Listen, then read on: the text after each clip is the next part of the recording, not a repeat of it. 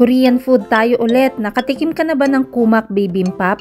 Yung Kumak ay seafood. Masarap din ito. Dapat matry mo rin yan. Naghahanap kami ni Bossing ng makakainan ng lunch at gusto sana namin ay noodles pero dito kami napunta sa Guksu Chib.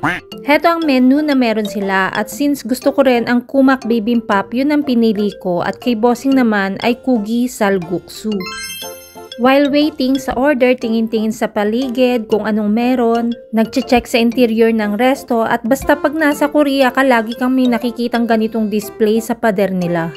Nakadesign din ng ganito sa pader yung menu nila. Yung resto hindi masyadong kalakihan pero syempre malinis at talagang quality yung food na ihahain nila sa'yo. Wala akong problema sa mga Korean food, halos lahat kinakain ko, meron lang iilang hindi. Siyempre marami na namang gutom si Madam. Heto na yung order natin.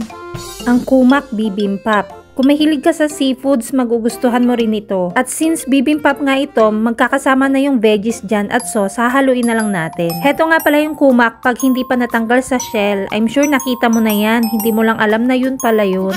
Siyempre, dahil nasa Korea tayo, hindi mawawala ang panchan. Basic yan sa mga Korean resto at pag naubos mo yan, pwede ka pang humingi ulit, wala yun bayad. Only in Korea.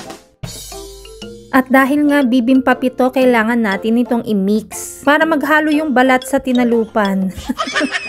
I mean, para ma-mix natin lahat, pati yung sauce.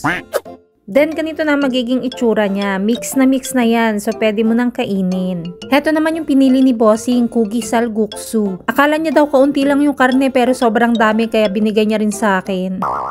Kain na tayo. Ang dami ko ng gutom. Maraming klase ang bibimbap pero isa ito sa the best. At tulad nga ng lagi kong sinasabi, karamihan ng resto dito sa Korea ay open kitchen. O siya, ubusin ko lang yung kinakain ko. Uuwi na din kami agad. Try mo na din ang Kumak Bibimbap. Magugustuhan mo yan. Kung gusto mo pa ng mga ganitong kwento, huwag mong kalimutang i-like and share ang video ko. O siya, sa susunod na kwentuhan ulit. Annyeong!